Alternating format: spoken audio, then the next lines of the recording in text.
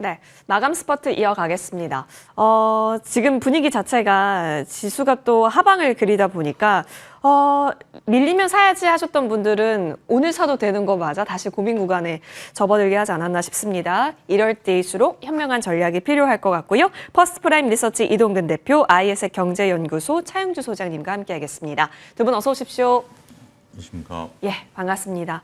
자, 먼저 시장 분위기가 사실 중동 지정학적 리스크발 움직임으로 하방 쪽을 그려내고 있는 겁니다. 그러다 보니까 오늘 중소형 방산주도 중소형 방산주인데 원래 이러한 지정학적 리스크가 없었을 때도 잘 갔던 방산주까지 지금 흐름이 좀 같이 보입니다. 특히나 LIG 넥스원이 오늘 고가권 14.81%까지 올랐네요. LIG 넥스원이요. 현재 구간에서도 완전히 또 고공행진 이어지고 있습니다.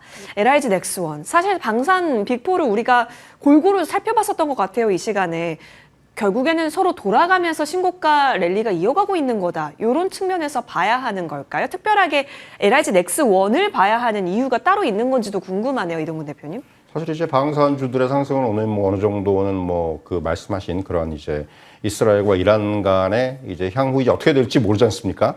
그러다 보니까 이제 그런 부분들이 오늘 바로 부각이 되면서 이제 방산주가 강한 거는 뭐 이해를 하겠는데 LIG 넥스원이 지금 오늘 특별히 강합니다. 이게 사실 저는 사실 지금 앵커께서 말씀하신 내용들이 맞다고 생각을 해요. 무슨 얘기냐면 사실은 우리가 얘기하는 빅4 중에서 가장 조금 상대적으로 주목을 덜 했죠. 그러다가 이제 이런 부분들이 뭐 모르겠습니다. 이제 뒤늦게 좀 주목을 받는 부분도 있고 특히 오늘 같은 경우는 뭐 인도네시아에서 개최 중인 동남아 최대 방산 전시회에서 인도네시아 국영방산업체하고 또 이제 MOU를 체결했다는 뉴스. 이게 뭐 굉장히 큰 뉴스는 아닌 것 같은데 사실은 주가에 굉장히 좀 강하게 반영이 되는 것 같고요. 사실 모르겠습니다. 이제 주가적인 측면에선 저는 오늘 약간의 그 슈팅이 좀 너무 강한 게 아닌가 하는 생각이 들기도 해요. 그러니까 1분기 실적은 상당히 좋아요. 사실 제가 이제 오늘 실적을 다시 한번 리뷰를 해보니까 컨센서스를 크게 상회를 했고 제가 주목한 부분은 그 수출 부분에서의 그 마진율이 엄청나요. 24%가 넘거든요. 이게 국내 쪽에서도 사실 마진율이 11%가 넘었기 때문에 사실은 양쪽이 다 성장을 했는데 특히 수출 부분에 있어서의 마진율이 상당히 높다라는 부분. 자, 그렇다면 이제 향후에 자, 주가는 이제 많이 올라왔는데 그렇다면 중요한 그 하나의 포인트는 이러한 수익성이 지속될지 여부. 그럼 어떻게 보면 올해 이제 그 연간 전망을 봤을 때 LIG 넥스원의 연간 마진율이 한 7에서 8%입니다. 그러니까 이게 어떻게 보면은 해외 부분에 24%가 나오고 우리 국내 부분에 11%가 나온 게 어떻게 보면 약간의 이게 서프라이즈일 수가 있다라는 거예요. 그러니까 회귀될 수도 있다라는 겁니다. 그러니까 마진율이 약간은 슬로우해질 수가 있다라는 부분을 염두에 둬야 돼요. 그러니까 주가가 지금 일단 단기 슈팅이 나왔기 때문에 또 이제 최근에 나온 리포트들의 목표가까지도 오늘 거의 근접을 해버렸어요. 뭐 리포트들이 52만, 53만 원 정도의 리포트들이 나왔는데 거의 근접을 해버렸다라는 거죠. 그래서 사실은 저는 뭐 회사가 나쁘다거나 종목이 나쁘다는 게 아니고 지금 어떤 분위기나 이런 것들은 계속해서 방산주에 대해서 긍정적인 모멘텀들이 형성이 되고 있는데 다만 LIG 넥스원의 지금 자리에서는 저는 지금은 좀 관망 정도의 의견을 드려야 되지 않겠는가 이런 말씀을 드릴 수가 있을 것 같습니다. 좀 슈팅이 과하게 나오면 그렇죠. 흔들릴 때 또 빠질 수도 있다라는 것까지. 왜냐면 그동안 안 올랐었던 게 아니기 때문에 현재 구간 이렇게 올라버린 이상 관망 스탠스로 LIG 넥스원 좀 바라보고 계신 것 같습니다. 자, 그러면 차영주 소장님과도 얘기 나눠볼게요. 이렇게까지 오르는 건 강하다라는 것을 또 하나 보여주는 것 같기는 하거든요. 근데 어디까지나 방산은 늘 그렇다면 보유자의 영역으로만 머물러야 하는 것인가? 요거겠네요. 그렇죠. 지금 이제 방산 같은 경우는 쉽게 꺾이지 않을 부분들이다라고 말씀드릴 수가 있겠습니다. 지금 이제 잠깐 좀 딴 얘기를 하면 캐나다가 GDP 2%까지 방산하겠다라는 얘기를 했죠. 그리고 이제 트럼프 대통령이 이제 이런 부분들을 이제 GDP 5%까지 하라라고 했었던 부분들, 특히 이제 지금 이제 이스라엘이 말을 안 듣는 형국 아니겠습니까? 그렇게 된다라면 이번에 정말 트럼프 대통령이 중동을 순방했음에도 불구하고 뜬금없이 이러한 걸 했다라는 측면에서 보면 중동이라든지 다른 쪽에서 발을 뺄 가능성이 전 있다라고 봐요. 미국에서. 니네 내 말 안 들으면 난 발 뺄 거야. 그러면 결국 방위비에 대한 어떤 증감 이런 부분들이 저는 모멘텀을 차지할 거다라고 봅니다. 큰 그림은 그렇고요. 그런데 이제 중요한 것은 왜 하필이면 LIG 넥스원만이냐라는 거죠. 근데 LIG 넥스원만인 이유가 있겠죠. 다른 것에 비해서 보통 우리가 주가가 쭉 올라온 다음에 그게 제 기준으로 보면 8% 이상 올라갔다. 무엇일까요? 공매도 쇼키질 가능성이 높죠. 그러니까 지금 이제 우리가 앞서 두 분이 언급하신 것 중에 LIG 넥슨만 그나마 다른 것들 대비해서 상당히 못 올랐다는 거죠. 그러면 그게 어떠한 이유든지 간에 관심을 못 받았던 부분들, 그러면 이제 공매도 잔고가 계속 쌓일 수밖에 없었던 것들이죠. 그런 것들이 한 번에 해소되는 부분들이다라고 말씀드릴 수 있겠습니다. 그게 비견한 예로 하나오션 같은 경우죠. 어제 같은 경우 하나오션이 굉장히 큰 폭에, 물론 이제 리포트 발이라고 봤습니다만 그런 리포트가 한두 번 나온 게 아니에요. 하나오션 같은 경우. 근데 이제 어제 같은 경우 확 올라가다 보니까 그 리포트가 저는 부각이 된 거지. 하나오션 같은 경우도 옆으로 계속 행보했어요. 다른 조선주들 올라갈 때 유일하게 행보한 것이 하나오션이거든요. 그런 상태에서 8%가 넘었죠. 자, 제 기준으로 그 8% 넘은 부분들이죠. 지금 오늘 LIG 넥슨만 10% 이상 올라갈 만한 특별한 이유가 없어요. 지금 이동근 대표님 말씀하신 것처럼 MOU 갖고 이렇게 끌어올릴 수 있는 그런 부분들은 아니거든요. 그래서 지금 시장의 특징들을 놓고 본다라면 고점에서 이렇게 올라가는 것들은 공매도 쭉 커버린 가능성이 높다. 그러면 이게 하루짜리냐? 하나오션 같은 경우는 거의 하루짜리였었죠. 근데 공매도 쇼커버링이 들어오면서 또 올라가는 것들이 있습니다. SK하이닉스거든요.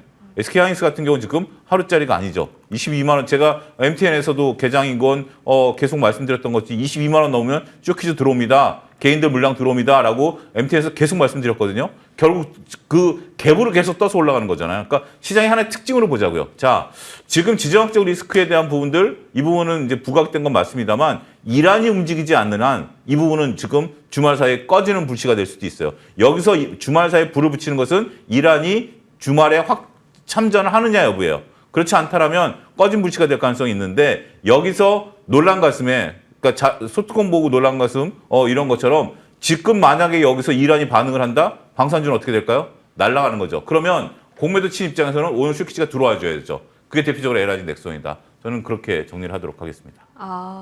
네, 그렇죠. MOU발 뉴스의 재료보다는 일단 수급적인 베이스가 좀 더 컸기 때문에 이런 종목임은 본연의 내용이 아닌 수급적인 내용이기 때문에 일단은 거리를 두고 지켜봐야겠습니다. 자, 그럼 시장 분위기 전반적으로 지금 지정학적 리스크 얘기를 해주셨는데 오늘 여러분 공교롭게도 금요일이라는 겁니다. 그럼 오늘 우리는 포지션을 어떻게 잡아야 하는가에 대한 얘기 나눠봐야 될 것 같아서요. 그 다음 종목 통해서 얘기 나눠볼게요. 바로 SOL이고요. 사실 오늘 얘기 나눴던 것 중에 하나가요, 방송에서. 이동훈 대표님, 만약에 이러한 중동 지정학적 리스크가 아니었더라고 해도 SOL 같은 경우는 정제 마진이라든지 앞으로 유가가 올라갈 수 있는 가능성을 품고 있을 때 지금 자리 너무 예쁘다라는 증권사 의견이 이전부터 있었거든요. 근데 오늘 물을 좀 만나게 되면서 더 오르는 것 같습니다. 그러면 오늘은 조금 그렇지만 이 추세는 그래도 견고하다라고 봐도 괜찮을까요? 사실 연장선상에서 저는 좀 말씀을 드리고 싶어요. 방산이나 지금 뭐 이런 정유, 석유 관련주들이나 결국은 중동 이슈잖아요. 네. 그 부분이 이제 어떻게 해결이 되는지 여부에 따라서 주가의 그 변동성은 나타날 가능성이 크고요. SOE는 사실은 오늘 뭐 이건 서소장님께서 말씀해 주시겠지만 기술적으로 봤을 때 윗꼬리가 좀 길어요, 상당히. 이건 좀 상당히 마음에 안 듭니다. 이게 안 그랬으면 좀 좋았을 텐데. 그리고 이제 무엇보다도 실적의 측면이라든가 이런 걸 보면은 확실히 상반기가 좀 저점인 것 같긴 해요. 그러니까 실적 제가 뭐 계속해서 체크를 해봤는데 실적 상반기 정도면 실적은 저점일 것 같고 지금 기대할 수 있는 요인들은 분명히 많습니다. 뭐 정제 마진 개선이라든가 그리고 이제 KPX 투자가 줄거든요. 그러니까 아무래도 그 부분에 있어서의 비용단이라든가 이런 쪽에서는 충분히 세이브가 될 수 있다라는 부분 그리고 또 하나의 비용 세이브할 수 있는 부분이 그 천연가스 활용해서 이제 그 자가발전 시설을 늘리고 있습니다. 그러면은 결국은 어떻게 보면 외부 전력에 대한 의존도가 줄어들 수가 있죠. 그러니까 이런 부분들까지 감안한다면 비용도 줄일 수가 있고 그리고 또 이제 뭐 아시겠지만 샤힌 그 프로젝트에 대한 기대감이라든가 이런 부분까지 감안을 한다면은 실적은 어느 정도 좀 바닥은 어느 정도 지금 잡은 것 같고요. 그래서 주가의 흐름을 놓고 봐야 되는데 저도 이제 장기적으로 봐야 된다고 생각을 해요. 그러니까 장기적인 입장에서는 뭐 이거는 좀 들고 갈 수 있는 주식인 것 같은데 다만 단기적인 관점에서 보면은 저는 조금 지금 자리에서는 일단은 한번 관망에 저는 좀 의견을 드리고 싶습니다. 그러니까 장기적으로는 괜찮고, 그러니까 좀 길게 보면 괜찮고 단기적으로는 조금 이제 한번은 좀 쉬어가는 자리가 나오지 않겠는가, 좀 이런 말씀을 드릴 수가 있을 것 같아요. 예. 최근에 기관이 좀 끌어갔던 수급은 좀 보입니다만, 그러니까 이번에 중동 지정학적 리스크 불거지기 이전부터 기관의 수급은 들어와 있었었거든요. 근데 오늘 또 새롭게 이슈와 함께 새로운 수급이 또 있었다라는 점에서 일단은 많이 올랐고 꼬리도 부담스럽다. 오늘 자리에서는 관망 의견을 주시네요. 그쵸? 이런 게 조금 헷갈리는 것 같아요. 그리고 주말 사이에 어떤 뉴스가 있을지 모른다라는 게 가장 큰 리스크 아닐까요, 소장님? 그러니까 우리가 항상 큰 이슈는 주말에 일어나는 특성을 맞습니다. 갖고 있어요. 우리가 미국 은행 파산도 주말에 나타났고 그러니까 대부분 주말에 이런 것들이 좀 많이 있어요. 그래서 상당히 조금 안타까운 부분들이다. 그러니까 이제 우리가 대응하는 부분에 있어서 조금 안타까운 부분들이다라고 말씀드릴 수 있겠는데, SOL 같은 경우 이제 우리가 중요한 포인트가 이동건 대표님이 이제 KBS 투자가 줄어들고 있고, 또 잠깐 언급하셨습니다만 샤인 프로젝트, 그러니까 샤인 프로젝트가 끝났거든요. 끝나가는 거거든요. 가을이면 이제 그 정제가 시작이 돼요. 그러니까 이제 SOL이 과거에 정유주에서 이제 화학 정유주로 바뀌는 거거든요. 그러면서 이제 거기서 정제 마진에 대한 어떤 수요가 늘어나겠다라는 거죠. 과거 SOL 같은 경우는 우리가 이제 사우디 원유를 들여와서 단순하게 정제했습니다만 이제 화학 제품을 만드는 부분들이기 때문에 그런 부분들이 된다라는 거죠. 여기서 근데 만약에 이란발 리스크가 커지면 SOL은 악재죠. 호르무즈 해협이 막히면 원활하게 지금 이제 막 공장 만들어가지고 가동시켜야 되는데 9월부터 가동인 걸로 알고 있거든요. 그 부분이 막히는 거죠. 그러면 막 가동해야 될 시기에 원유가 제때 수급이 안 된다? 그럼 SOL한테 긍정적인 건가요? 그러니까 그런 부분들을 논리적으로 놓고 본다라면 SOL 입장에서는 지금은 굉장히 이제 이 호르무즈 해협이 막히느냐 여부가 굉장히 중요한 것 같아요. 호르무즈 해협이 막히려면 일단 이란이 참전하고 사우디가 참전해야 되는 건데 그럴 가능성은 제가 볼 때는 그렇게 높지는 않다. 왜냐하면 사우디 같은 경우 지금 우리가 이 과거처럼 호르무즈 해협을 이란 혼자 막는 게 아니라 사우디가 같이 막아줘야 되는데 사우디가 참전할 가능성은 저는 10%도 안 된다. 왜? 지금 사우디가 그나마 추진하고 있는 그 프로젝트가 뭐죠? 그 건설하고 있는 거? 네옴시티. 네옴시티가 바로 이스라엘 밑에 있습니다. 턱 밑에 있습니다. 이스라엘에서 미사일 한 방이면 네옴시티가 다 박살나요. 그렇기 때문에 지금 참전 못하고 있는 거거든요. 자, 이런 어떤 복잡한 얘기는 짧은 시간에 이제 뭐 풀어가기보다는 결론적으로 말씀드리면 저는 지금 입장에서 보면 그 이동근 대표님 말씀하신 너무 급하게 올랐다. 그러니까 서서히 올라간다면 저한테 그 하루에 라면 5개 먹으라 그러면 먹어요. 근데 한 끼에 라면 5개 먹으라 그러면 그 다음에 체해버리죠. 그러니까 지금 주가가 좀 그런 부분들이 있는 것 같아요. 기대감이 너무 일시에 반영된 것 같고 한꺼번에 모든 재료들이 나오는데 그 재료들에 대한 내용들을 논리적으로 본다라면 긍정적인가 부정적인가 섞여 있습니다만 이걸 정확히 인지하지 못하면 무조건 그냥 내러티브에 따른 주가 반응이 좀 있었다라고 좀 말씀드릴 수 있겠죠. 그 외에 이거 얘기하면서 또 이제 궁금하신 분들이 있을 거예요. 흥구석유라든지 이런 다른 석유주들이 상한가 간 것들에 대한 어떤 궁금증들이 있을 텐데 과거 사례를 놓고 보면 이거는 후속 조치가 없으면 하루짜리에 불과했었다라는 점. 그리고 중동 리스크가 있었다 하더라도 결국 이들 같은 경우는 국내에서의 판매라든지 이런 부분들이기 때문에 실질적으로 영업이익과는 상관이 없었다. 어쨌든 이쪽에 이제 우리가 좀 보시는 분들은 단순 테마주 영역으로 지금 이제 보셔야 되는데 단 오늘 내일 이란에서 반응이 없으면 저는 이란이 상당히 많이 참는다라고 봐야 되겠고 특히 이란 같은 경우는 지금 현재 전쟁할 수 있는 경제적 사정이 안 됩니다. 특히 이 전쟁의 양상이라는 게 이란이란 나라가 지정학적으로 이렇게 분지 형태라서 탱크가 밀고 들어갈 수 있는 나라가 아니에요. 탱크가 밀고 나올 수 있는 나라도 아니고 중간에 시리아가 있기 때문에 결국 비행기가 뜨던 미사일이 떠야 되는데 미사일 한 방에 얼마죠? 몇백억씩 하죠. 그렇기 때문에 돈도 없어서 전쟁 못할 수도 있다. 저는 개인적으로 그렇게 보고 있습니다. 그러네요. 지금 뭐 지정학적으로 보나, 그렇죠? 그리고 현재 경제 사정으로 보나, 지금 미국에서 그렇다고 지금 워워 시켜주고 있는 상황이지 그렇죠. 막 불을 붙여주고 있는 상황이 그리고 또 한 아니죠. 가지 좀 언급드리면 이달 안에 지금 이제 트럼프 대통령과 이란의 이제 그 미국 정부와 이란 그 정부와 지금 고위급 회담이 있어요. 그거 만약에 지금 이란이 반응하면 그거 무산돼 버리죠. 그죠. 그러면 이란 입장에서는 굳이 정치적 리스크를 떠안을 필요는 없죠. 맞습니다. 자, 확정 가능성이 있냐 없냐가 가장 중요할 거예요. 오늘 판단 내릴 때 있어서. 근데 사실 그럴 가능성보다는 지금 구간에서 좀 사려야 되는 판단들이 많이 되기 때문에 그렇다면 오늘 좀 굴림했던 풋 종목은 좀 단기적으로 활용해야 되는 것이 아니냐라는 의견까지 추가적으로 받아봤습니다. 지금 이 시간이 좀 가장 중요하죠. 왜냐하면 흥구석유가 상한가가 안 풀렸다라는 점에 있어서 계속 고민이 되셨을 것 같은데요. 잘 판단 내려보시길 바라겠습니다. S-오일 정리하고요. 이어서 다음 종목으로 넘어가겠습니다. 다음 종목은 카카오입니다. 지금 네카오의 기세가 최근 들어서 좀 말이 많죠. 자, 사실 카카오는 또 신정부 들어서 AI도 엮여 있고요. 그리고 스테이블 코인도 엮여 있고요. 그러다 보니까 그리고 지주로도 좀 어떻게 보면 색채를 갖고 있습니다. 이동훈 대표님, 네. 지금 차트가 어떻게 보면 되게 예쁘거든요. 네. 내용 또한 우리가 알고 있는 내용인데 뭐 이런 중동 지정학적 리스크와 별개로 가는 방향임은 확실하기 때문에 계속해서 우리에게 기회를 주고 있는 지금이라고 봐도 될까요?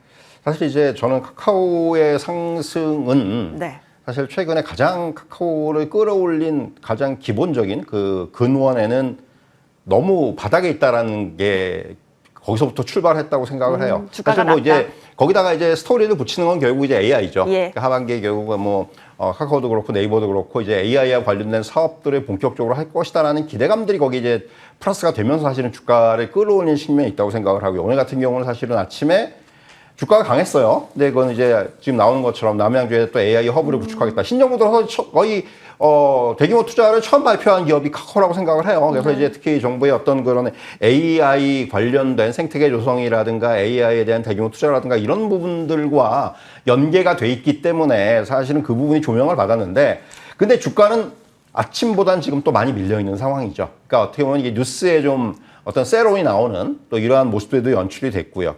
사실은 주가가 이제 50일 신고가 경신을 하고 나서 조금 이제 차익 매물이 나오는 상황이고 지금 화면에 나오고 있습니다만은 목표가를 52,000원으로 유지했단 말이에요. 저 리포트를 네네. 보더라도 오늘 52,000원 넘어갔어요. 그러니까 사실은 이게 조금은 저는 사실 카카오 관련해서 그러니까 네이버와 좀 다른 점이 그거라고 생각해요. 네이버는 기본적으로 돈을 버는 구석들이 확실하게 있어요. 커머스.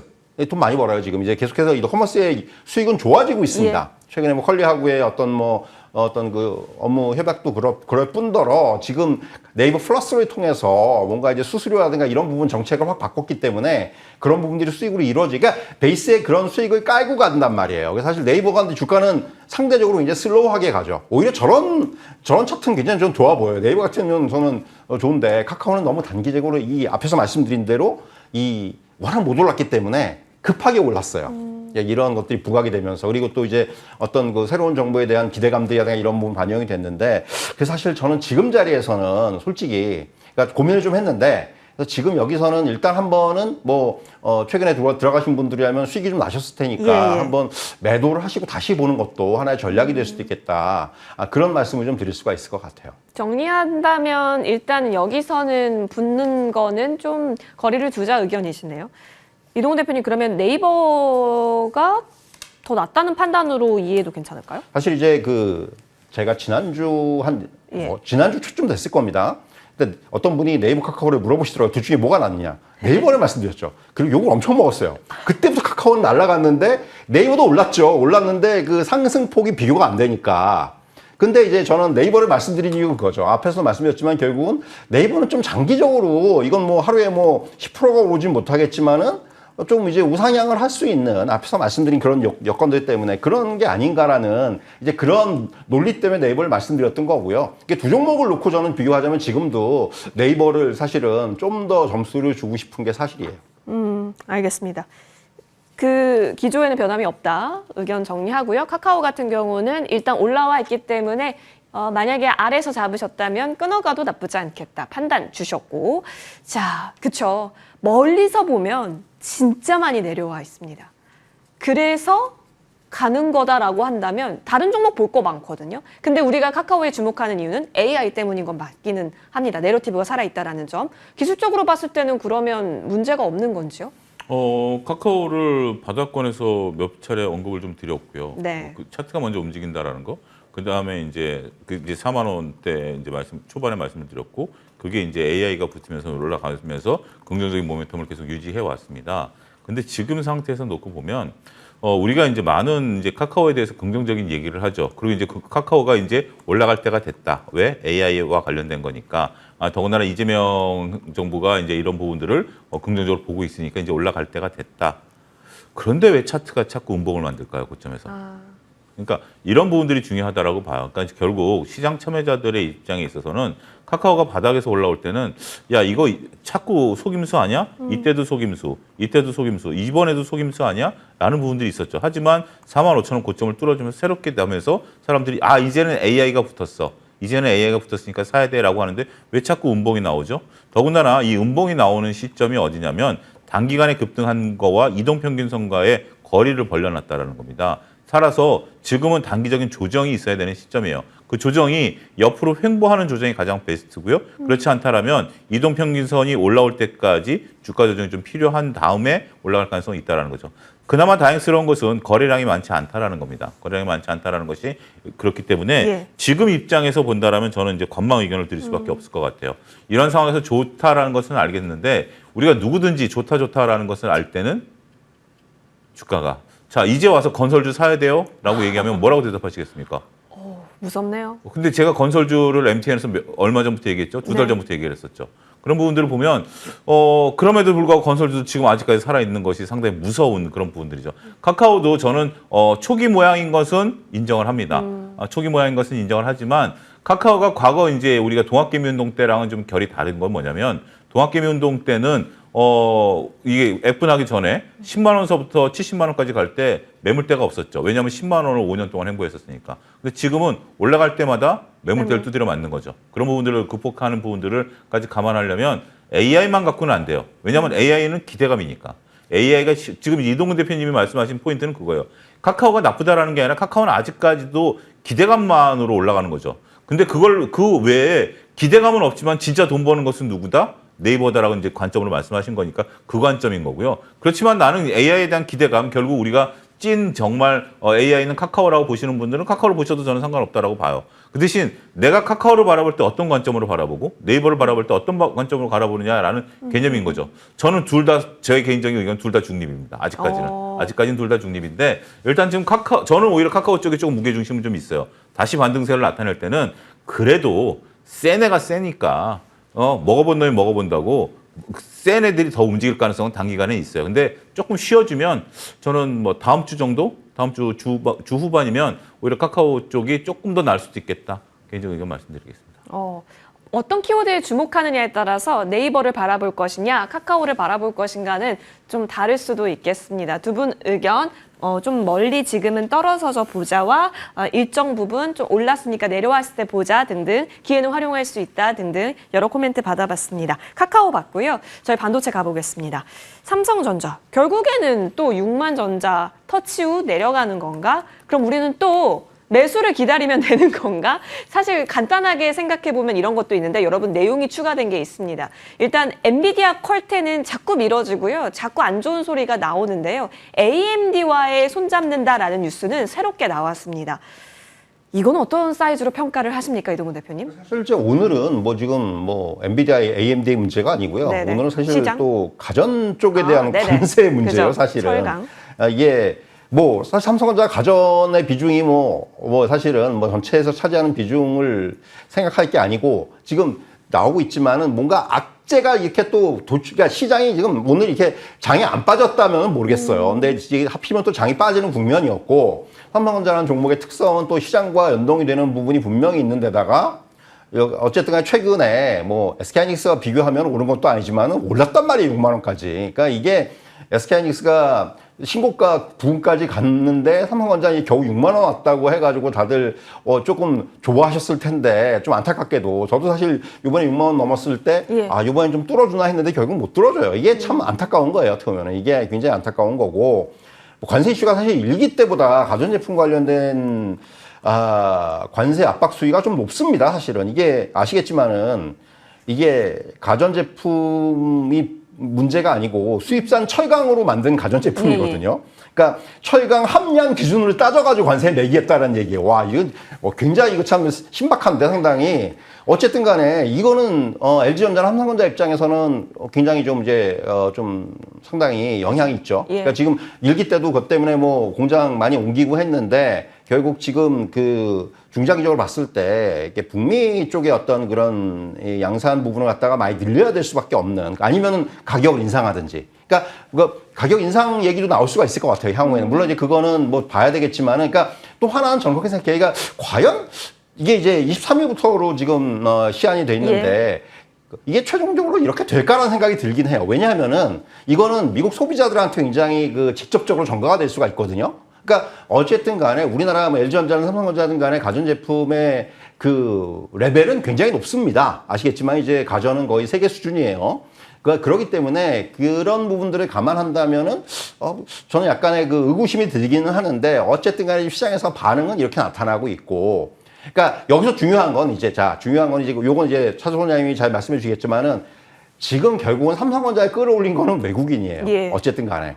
자, 이게 이제 어떻게 되는지, 여기서 이제 이런 얘기가 나오고 주가가 다시 밀리고 했을 때 외국인의 수급이 어떻게 될지 여부가 굉장히 중요하다는 말씀을 드릴 수가 있을 것 같고요. 그래서 저는 일단은 지금 자리에서는, 지금 상황에서는 관망의 의견을 드리도록 하겠습니다. 일정 부분 또 내려왔을 때 그때 시장의 분위기가 어떤가를 같이 보자. 삼성전자 뭐 지금 6만 원 아래 내려왔으니까 적극적 기회다라는 것은 아니다라는 의견이시네요. 수급을 잘 봐야 한다. 왜냐하면 외국인이 돌아왔기 때문인데, 근데 오늘도 집계는 보입니다.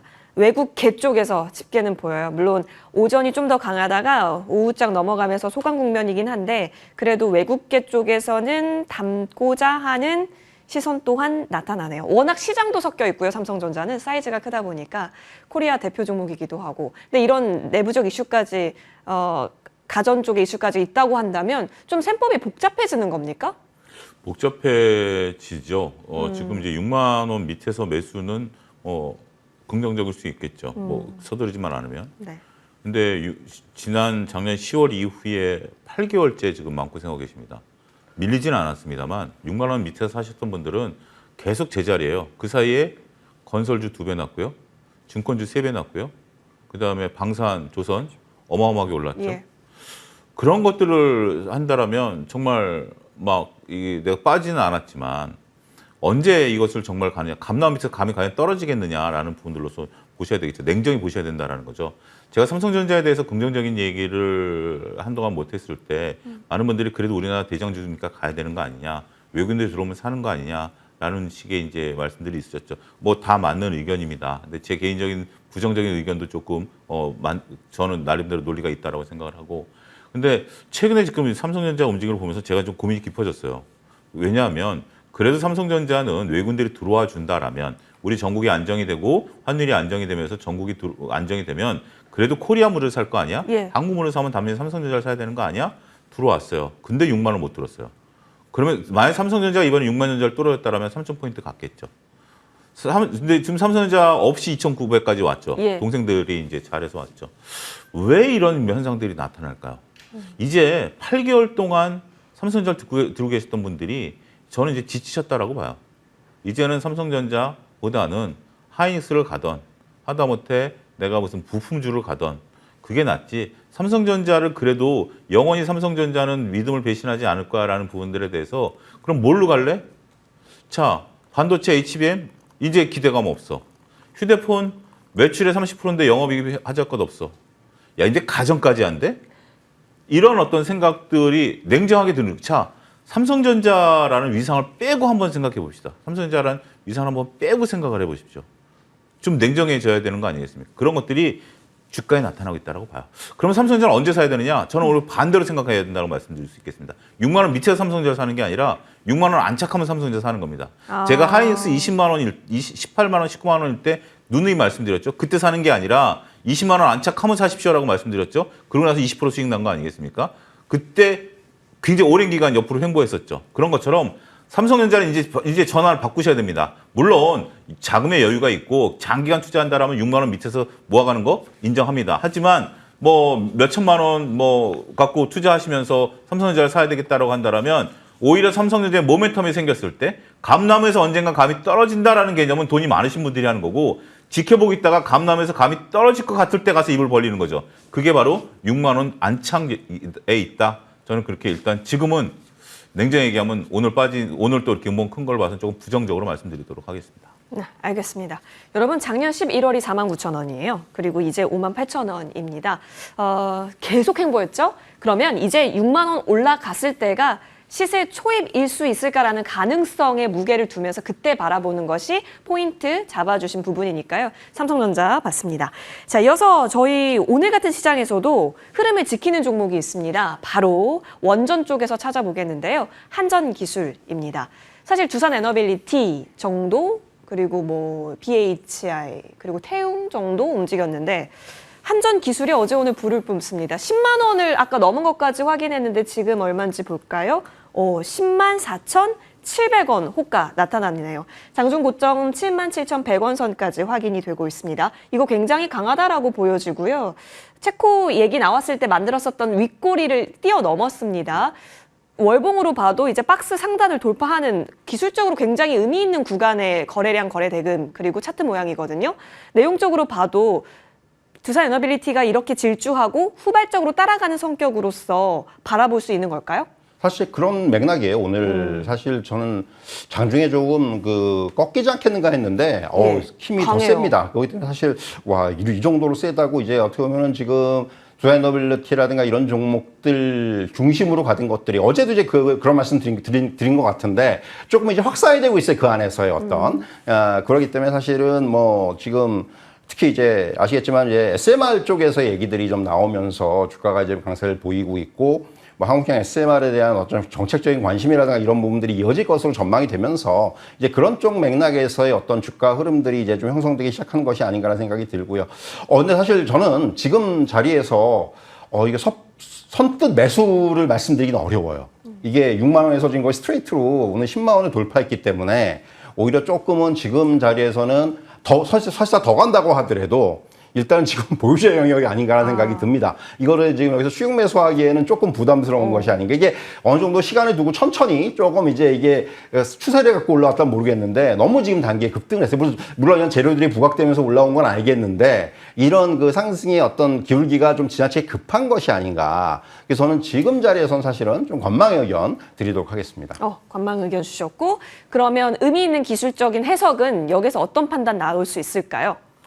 배가 불러도 맛있는 게 눈앞에 보이면 먹는 게 정상 아니겠습니까? 다음을 궁금하니까. 뭐 기대하는 거고 다음에 탈라는 건 다음 문제고 저는 그렇다라고 봐요. 지금 이제 오늘 올라가는 게 이제 이런 한전기술과 그다음에 이제 석유주들이 올라가는 거죠. 근데 다른 테마는 눈 씻고 찾아봐도 없습니다.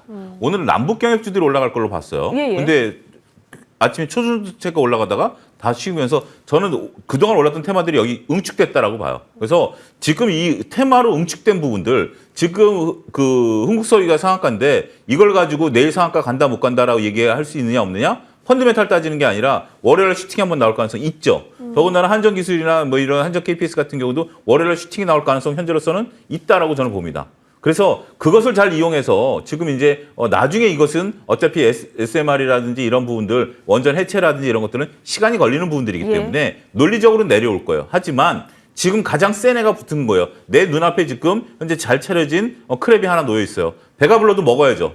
그 다음에 나중에 이거를 그러면 아니야 지금 배가 부르면 뭐니까 나중에 좀 식었다 먹을게. 그럼 맛이 없는 거죠. 그때는 크랩이 맛이 없어지는 거니까 그런 관점에서 보면 단 로스컷을 항상 걸고 들어가시라라고 옆에 소화제 하나 놔두고 드시면 저는 의외로 수익률이 괜찮을 수도 있어요. 단 월요일, 화요일까지의 연속성 여부를 지켜보자 이렇게 정리하겠습니다.